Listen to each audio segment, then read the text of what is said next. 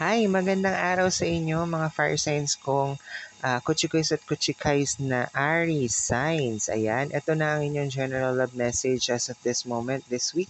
Tingnan natin kung ano mga nangyayari sa inyong buhay, pag-ibig, mga Aries signs ko na kuchikoys at kuchikays. Ang lagi ko sinasabi, take what is resonating with you guys, mga Aries, no?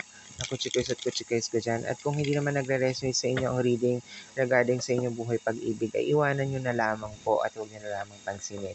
Ayan ha, thank you so much for the support at kung nagre-resonate sa inyo ito mga Aries na kuchikoys at kuchikays ko out there ay mag-comment lamang po kayo sa ating comment section box and at the same time, mag-react na rin kayo sa ating pong video. Thank you so much po for always supporting me, mga kuchikoys at kuchikay. So, Aries, ito na ang iyong reading regarding sa iyong buhay pag-ibig. So, sa ngayon, meron kang Four of Pentacles, meron ka ring Ace of Swords, at meron ka ring Eight of Pentacles, no?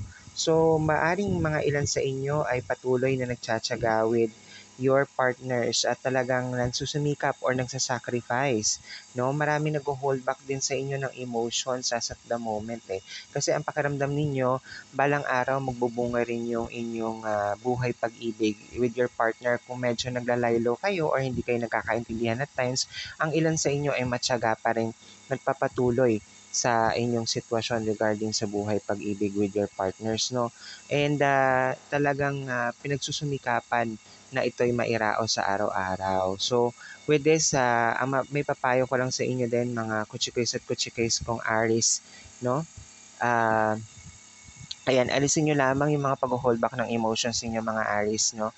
And at the same time, may mga ilan kayong matutuklasan pa or maaring malaman pa sa inyong mga partners kahit gano'n na kayo katagal na nagsasama or nagkakaroon ng relasyon.